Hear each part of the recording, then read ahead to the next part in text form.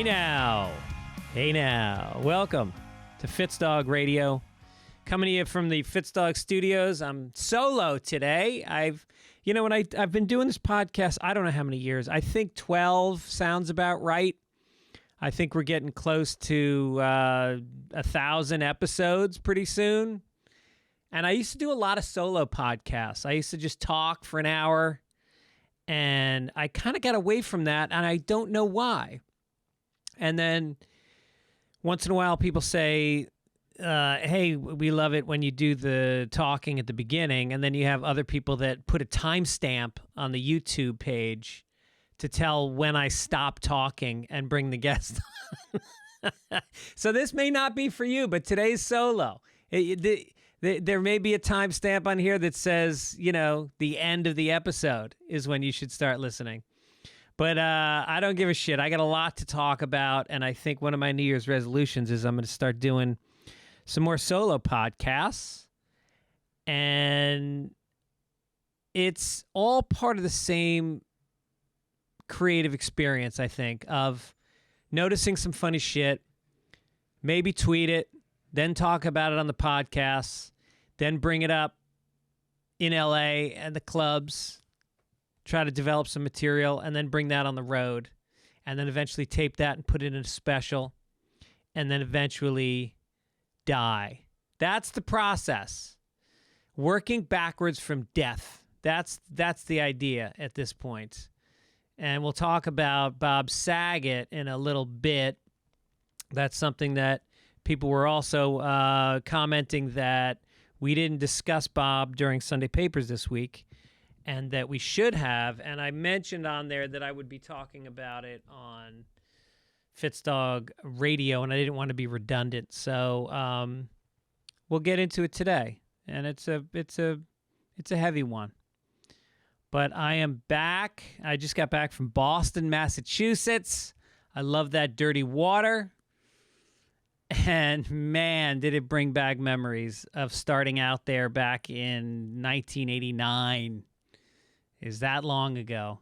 And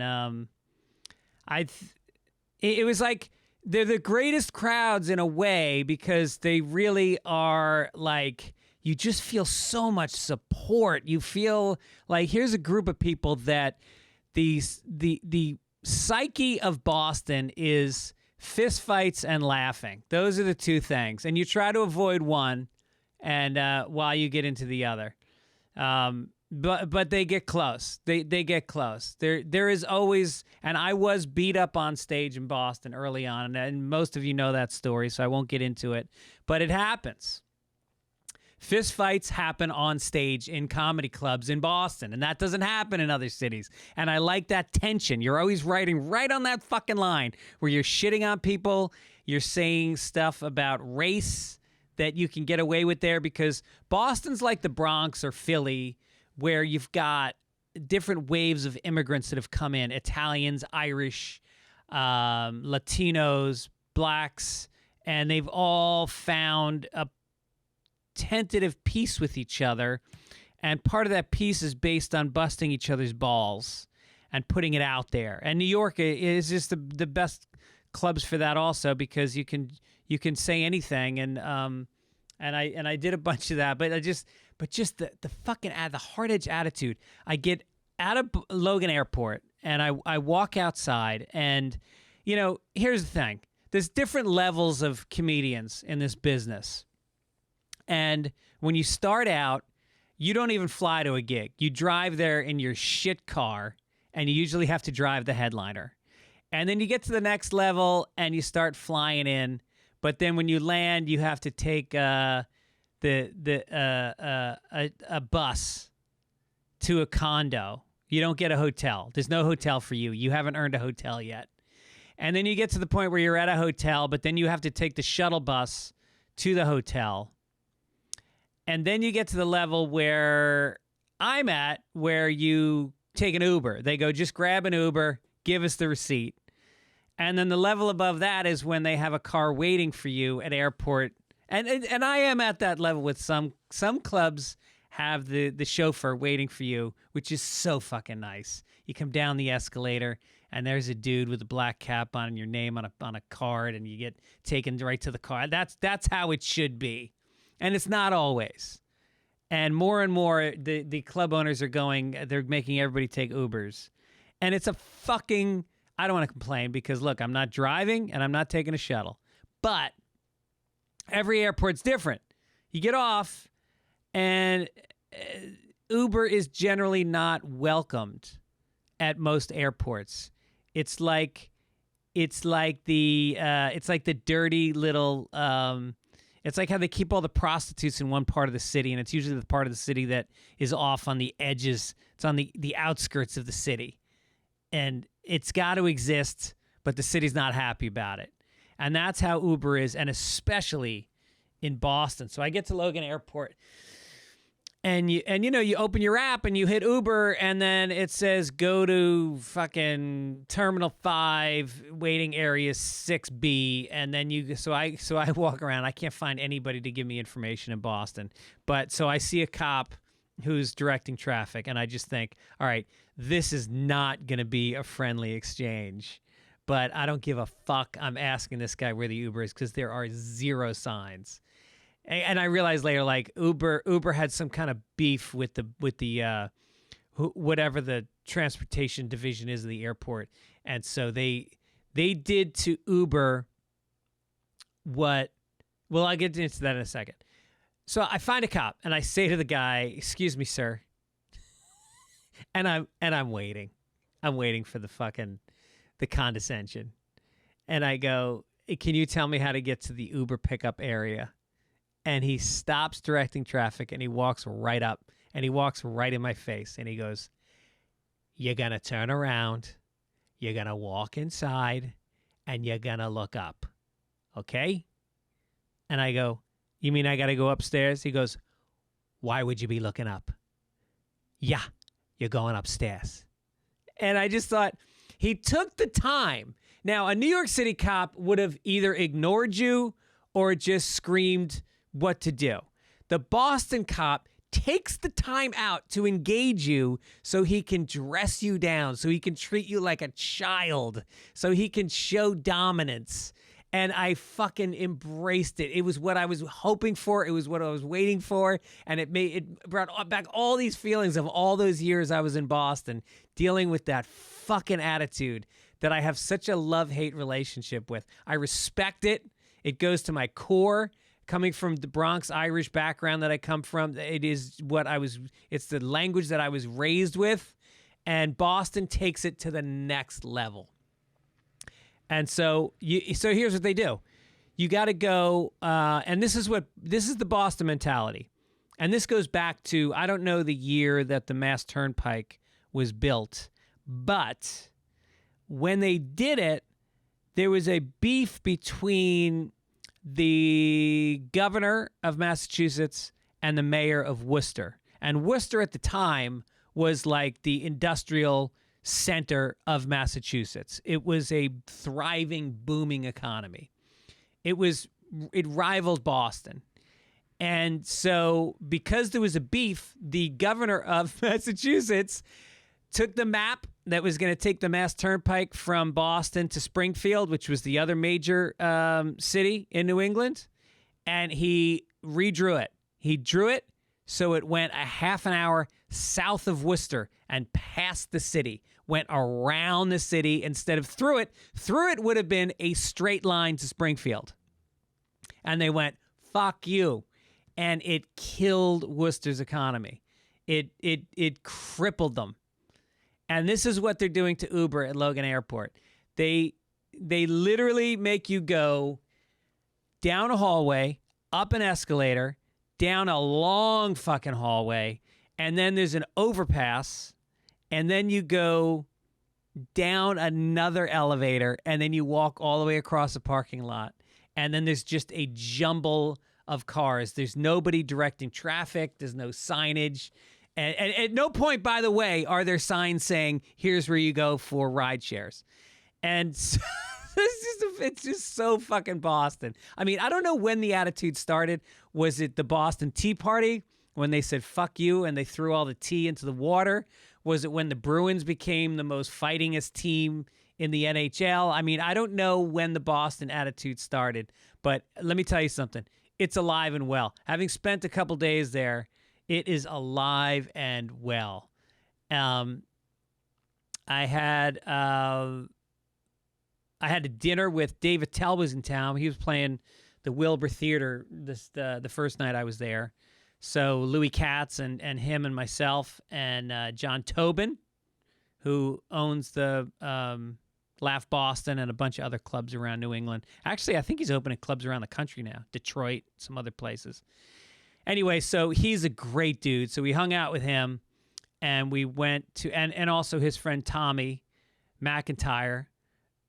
We hung out with him, and Tommy McIntyre's brother is one of the new kids on the block. Donnie, I don't know the new kids on the block, but his brother is a new kid. And so, which I'm only bringing up because it plays into a story that I'm going to tell you later.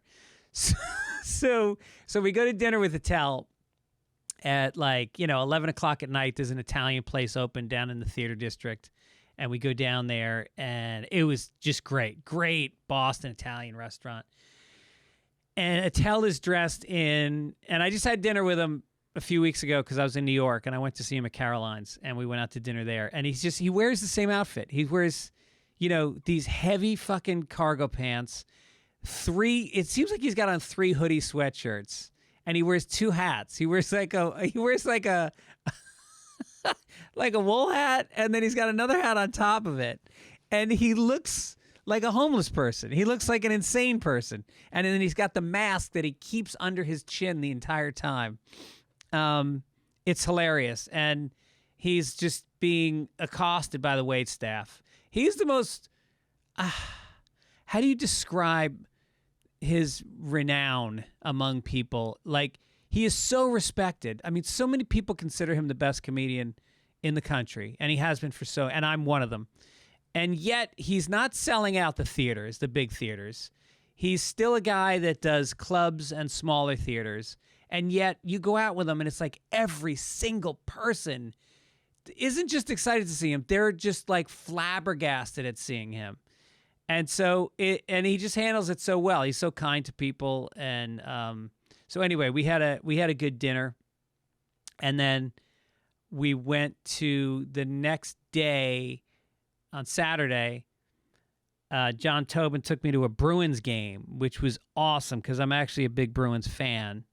You can't live in Boston and not become a Bruins fan. Like when I was there, it was just on TV all the time. That's all we watched was Bruins games, and so I was kind of thrilled to go. And we got there, and on the ride over, I call my friend Mary Fitzgerald, who's from Dorchester, which is kind of a tough part of Boston. And Mary has been on the podcast, so you know her story. She grew up, her father was a bookie, worked for Whitey Bulger, spent a lot of time in jail while she was growing up. She had a bunch of brothers and sisters, was a really tough kid, and then she got a scholarship to like the best prep school in New England. I think it's the school that like George Bush went to. And she got a scholarship and then got another scholarship to Wellesley, which is like, it's a women's college. It's one of the best colleges in the country. And she got a scholarship there. I think one of them was for running track, but also just a super smart girl. And then went to NYU and got a free ride there. She got a fellowship. Is that what you call it? To get her master's in creative writing.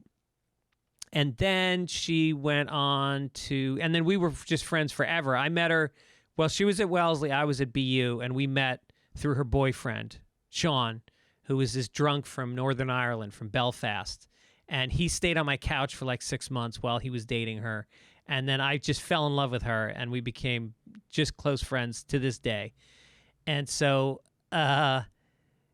she was supposed to come see me. She's in Boston. She just bought a double-decker in Dorchester because that's what you do when you go out to Hollywood and you make she's made a ton of money as she's one of the biggest writers on sitcoms in Hollywood now. She's very successful. She was just on Blackish, and Anyway, so she takes her money and she buys a fucking double-decker in Dorchester and is kind of half moving back to Boston. So she's in town, and I'm so excited to see her. And she calls me and says she's got the vid. And so I put her on speakerphone because I was feeling rude that John Tobin was taking me to the game, and we were with Tommy. And so we're talking, and we're laughing, and everybody's telling stories. And then she tells a story about how Jimbo, this kid Jimbo, was at dinner at her house, and his brother is Mark Wahlberg. It's Jimbo Wahlberg, and he's telling this story, and I was at Mary's family's house, and he was telling this story about this kid, this comic. I saw this comic at Nick's Comedy Stop, and he was talking shit about the new kids, and I swear to God, I'd fucking smack this kid around, and it was me. He was quoting my jokes, but not recognizing that it was me sitting at the table with him. And Mary didn't say anything. Everybody was just laughing. And so I don't know why, but she brought up that story. She did not know at the time that Tommy's brother was in New Kids. So she tells that story, and then she follows it up with a story about how she was talking to Marky Mark when they were kids. I guess they were friends when they were kids. And she was talking about how she was in a girl band. She was a drummer in a girl band. And then he said to her, what's with the drumsticks? And she said, well, I'm in this band, blah, blah, blah. And he goes, oh, yeah, I just joined a band too. And she's like, what instrument are you playing? He's like, no, it's not really like that. It's like a boy band. And she just was shitting on him. And she's shitting on him to us about what a shit band it is. And I had to tell her that fucking Tommy was sitting in the car. It was a fucking replay of the story she had just told, and he didn't give a shit. I mean, he loves his brother and he loves the band, but I'm sure he's got a thick skin because they were whipping boys for a long time. A lot of people made fun of the New Kids, but you know what? They sold out fucking Fenway Park last summer. Sold out Fenway. I don't know if it was last summer, but it was in the last couple of years. Might have been before the pandemic. But anyway, this kid Tommy's the fucking coolest dude.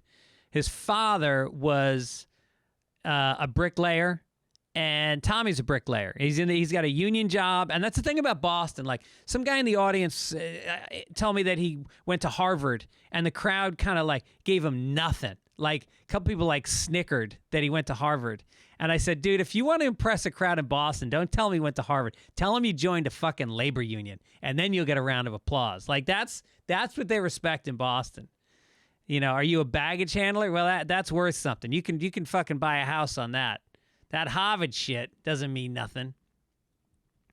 So we go to the Bruins game, and it was great seats, great game. Went into overtime. Bruins won. It was who the fuck they played? Nashville Predators. They played. It was just a great game, and they play that. You know, any Boston event, they play that Dropkick Murphy song. It sounds like a gang of men in kilts is about to attack people. It's like a Braveheart song, and the entire crowd stands up and does like an Irish fucking fighting dance, and it's almost like that New Zealand rugby team that does that dance before a game starts, and there was these Predator fans, and they had on Predator jerseys, and they were cheering, and I was just like, that is taking your life into your own hands, because you may very well get a beer thrown at you, if not punched in the face, for being a fan of the other team when you go to a Boston sporting event. And there was and Tobin knows everybody. John Tobin, he was a city councilman in Boston, which is a big deal. And there was a lot of talk about him running for mayor at a certain point. And I don't know why, but he didn't do it. People said he could have won. And he knows fucking everybody. Like, we walk up and like the head of security for the Boston Garden is standing there. And, hey, Johnny!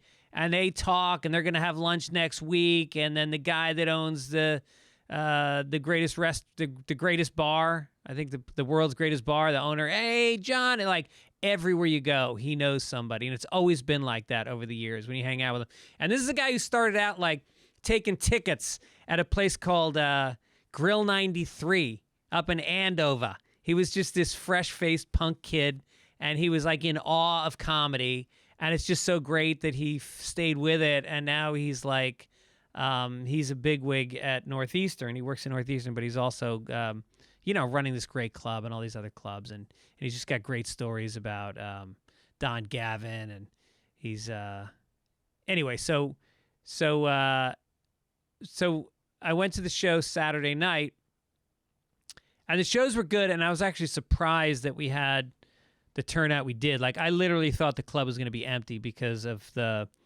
COVID-19 pandemic. And it was also 9 fucking degrees out all weekend. And then there was a Patriots playoff game on Saturday night, and we got kind of fucked, but the crowds were surprisingly good. So thanks for the people that braved catching the Abercrombie and Finch virus and coming out. We had a fantastic walkout on Saturday night. There was because the crowds of Boston don't give you the default setting, which is you're the comedian, you're on stage, you're the most important one, you're funnier than me. That doesn't happen. You have to kind of earn it every time you walk on. And people feel that it's more of a dinner party where everybody gets involved and talk, which I love because I like fucking around with the crowd, but it can go too far. And this guy, I did a joke about, it's a joke I've been doing for a while about, I go to the beach with Owen, and then this girl comes running into the water. She's wearing a little bikini, huge tits. She's like 17. And then I look confused and I go, I mean like 18 or 19. She was 21 years old, at least. I've been doing that joke for years. And fucking people laugh. It's silly. And this guy fucking stands up and he goes, you're not going to stand here and talk about fucking 17-year-old girls. I go, dude, I didn't fuck her. I never said fuck her. That was in your twisted head. You impose that your little inner narrative, you sicko. And so and his wife gets up and he's trying to come to the stage and she's holding him back and I'm fucking taunting him and I'm throwing oil on the fire. I should put it online because the guy came out and videotaped the shows this weekend, which was very nice. And I have it on tape. I should put it online. This guy just wigging out. Fucking, he tried to fight the bouncer. I mean, this guy lost it. It's like, what exactly is behind this anger of me saying that about a 17-year-old girl?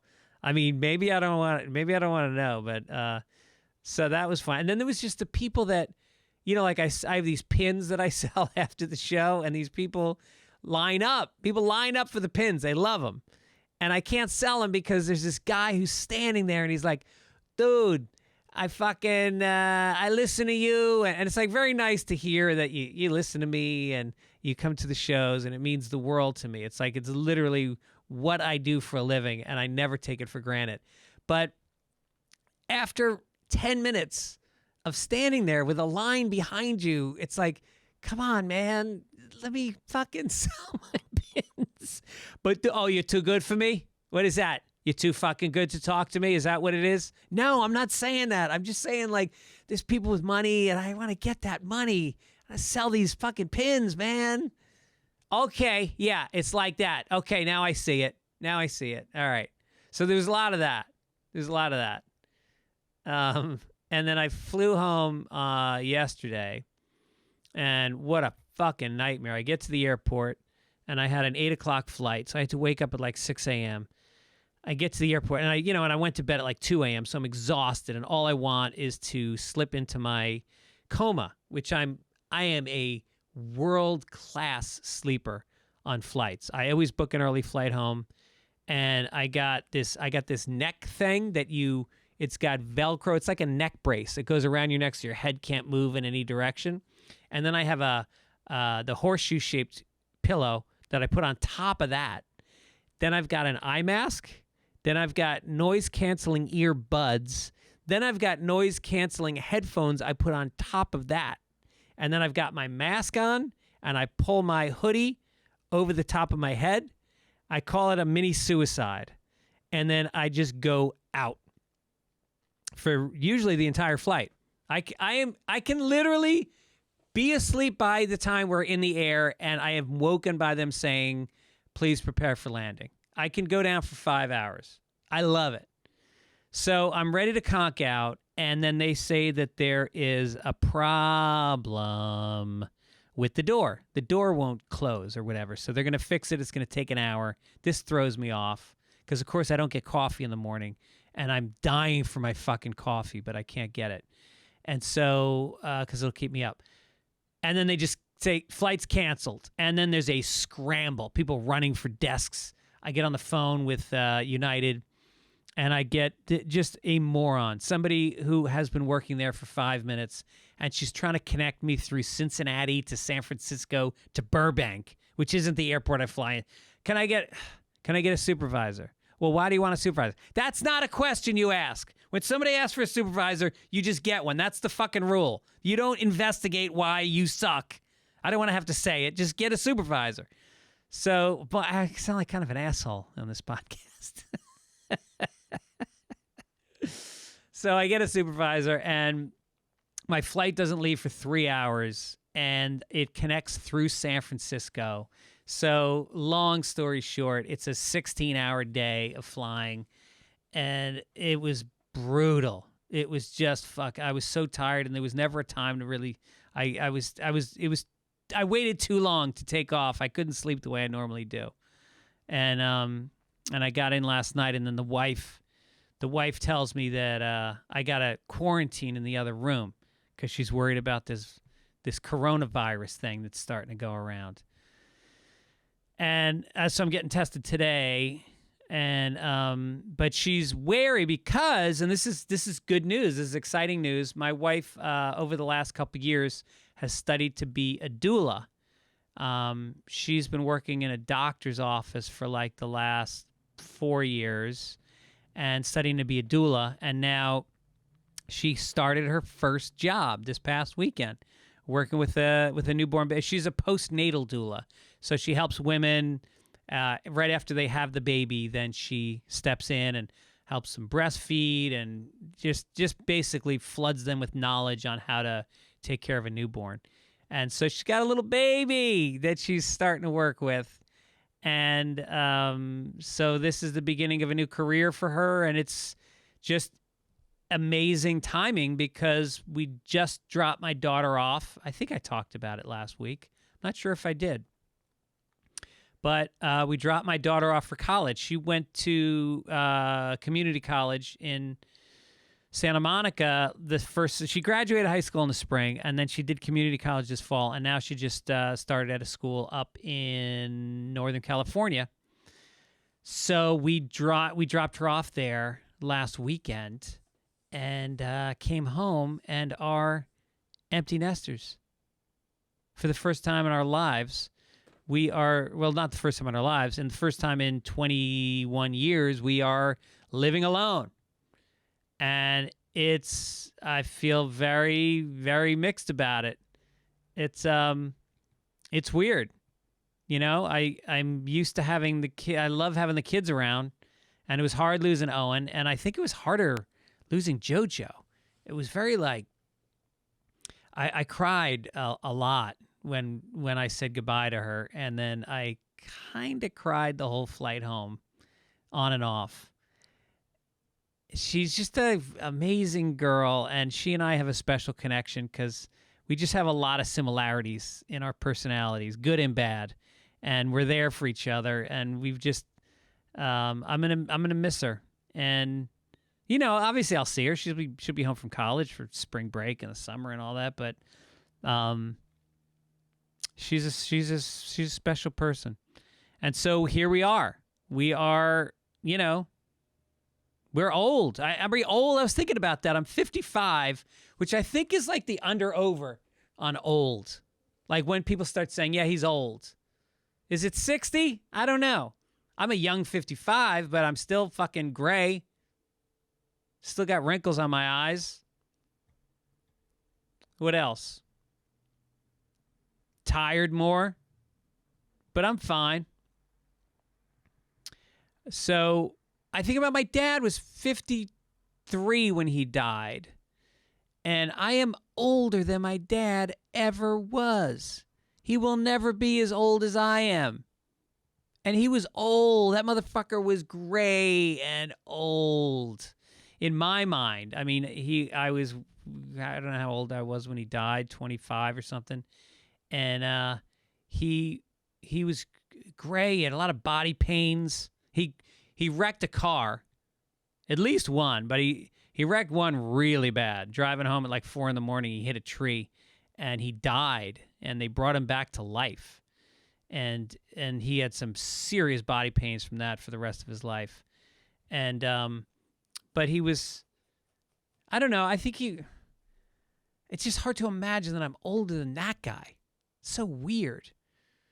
So now we're at this point where we're empty nesters, our kids are out, and you start going through this phase of questioning whether you did a good job as a parent, where your kids are at. And you hope you did your best. I know I did my best, but you hope it was good enough. And I don't know yet because they're still in college, and so we don't know. It's almost like I was thinking it's like the time between when you finish classes for the year and before you get your report card, and you're kind of waiting to see how you did. Like, I have to see if they come out of school and they become fucking drunks, or they, fucking commit a mass shooting, or worse, they like marry an Italian. Like, if something horrible happens, then I will be graded as a parent.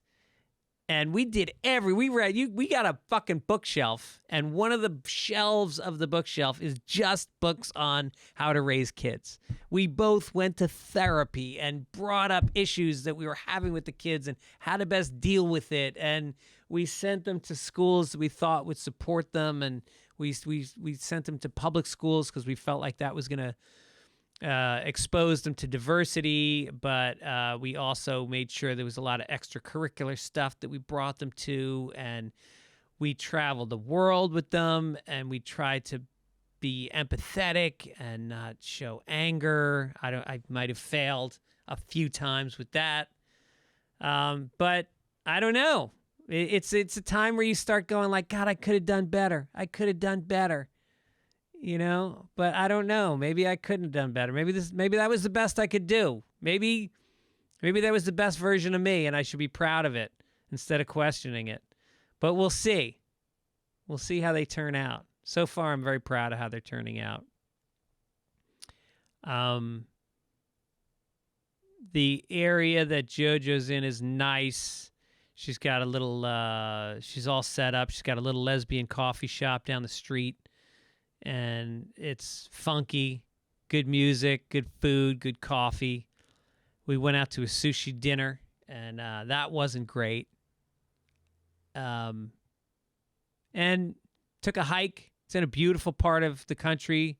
We took a beautiful hike, and I don't know. We'll miss her. We'll miss her. I think what made me think about her a lot was when Saget they had a memorial for Saget. It was like a Zoom call that everybody got on, and his daughters got up and spoke. And Laura and Aubrey both spoke, and it was just so organically, they loved him so much, and they had such a connection to him. They told great stories about how much he cared about being a dad, and the bedtime stories that he would tell that would spin off into jokes, and how he'd make them laugh, but that he was proud to be a good father. And she said sometimes he would say, look at that guy. He goes, just think about how weird it is. I'm your father. Like, you could have had some jerk be your father. Like, look at that guy. That guy could have been your father. But no, I'm your father, and I'm really good at it. And look at that guy. That guy, the guy with the red hat, with the fucking purple pants. That guy could have been your father, but you got me. It was very cute. It was very sweet. and there were tears, but there was really like there was an undercurrent of everybody that spoke about him that was the word organic keeps popping up in my head. It felt like, I mean, I know that I love the guy, and when he would tell me that he loved me, it felt so fucking genuine. And when he died, it really hit me like, selfishly, I'm never going to spend time with this guy that loves me, that makes me feel really good and makes me laugh. And sorry, I'm tearing up a little bit. And who did so much for the world. You know, he did raised millions and millions of dollars for the Scleroderma Foundation, which his sister died of it, and he wrote a beautiful book about his life and talks about her. And his wife Kelly got up, and she was just so charming and so beautiful, and you know, you got the sense that everybody walked away feeling like it's sad, we're going to miss him, but aren't we lucky that we had this person in our life for as long as we did? And it was in a temple. It was a Jewish service, and the guy got up. I don't know if it was a cantor or a rabbi or something, but those guys are always funny. So much funnier than priests. I'll give it to rabbis every time. The guy gets up there and he goes, "I know a lot of you are thinking right now, why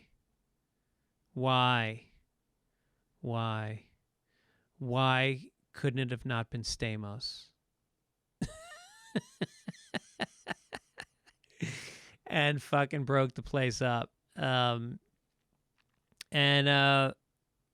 it was just, people talked about he loved being famous. That's the thing about Bob, and that was kind of the thing. And I talked to Bill Burr about this, and that's what one of the things Bill said he loved about him was that he was happy to be famous. He enjoyed it. He liked that he brought joy to people. He liked that people recognized him. He always made time to give autographs, take pictures, have conversations.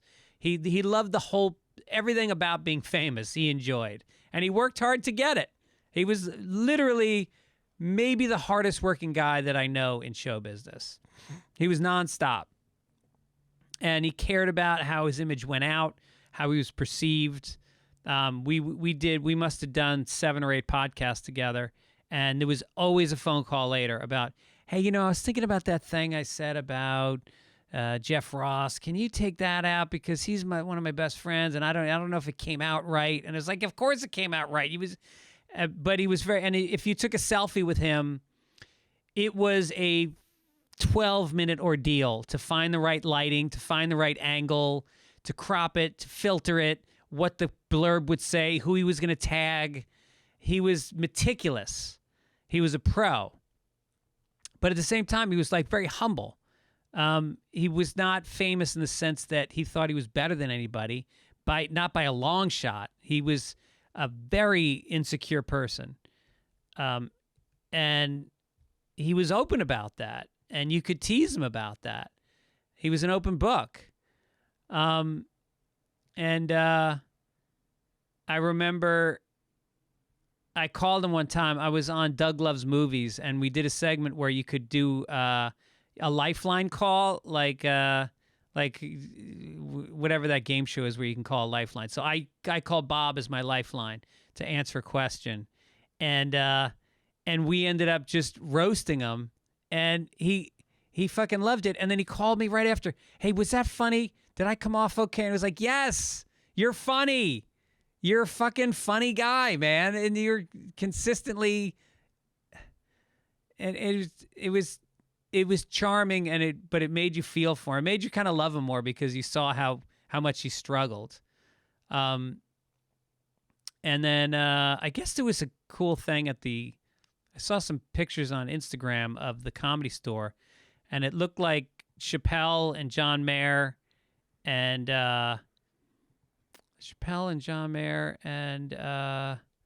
somebody else. They were Jeff Ross. They were all up on stage, and they were riffing, and I don't know what they were doing, but it looked like it was a pretty cool little event.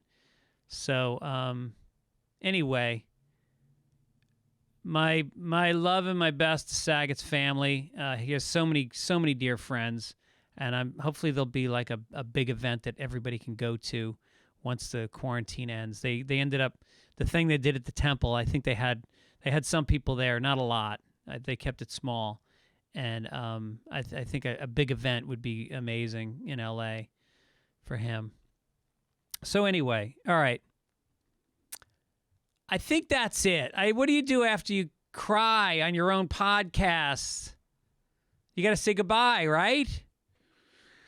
All right. Well, listen. Thank you, guys. I'm excited about this new year. We got a bunch of good guests coming up. I think Joey Diaz is on next week, and what else? A bunch of other cool people. Dan Soder. I'm doing some live dates. I'll be in Portland, Oregon, January 20th through the 22nd. That's this weekend. Syracuse, January 28th and 29th at the Funny Bone. Lexington Comedy Off Broadway, February 24th through the 26th. And then big date that I haven't really been, that I just am announcing now, Omaha, Nebraska, The Waiting Room on February 27th. One-night show. Tell your friends. We got to sell some tickets on that one because it's kind of coming up.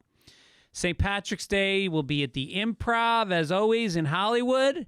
And if you want to get the premium membership, get all these old episodes for less than $20 a year. What's that, $2 a month? Less than $1.50 a month or something? Come on. Who else is charging so little for a premium membership? Go to Fitzdog.com. Get the premium membership now.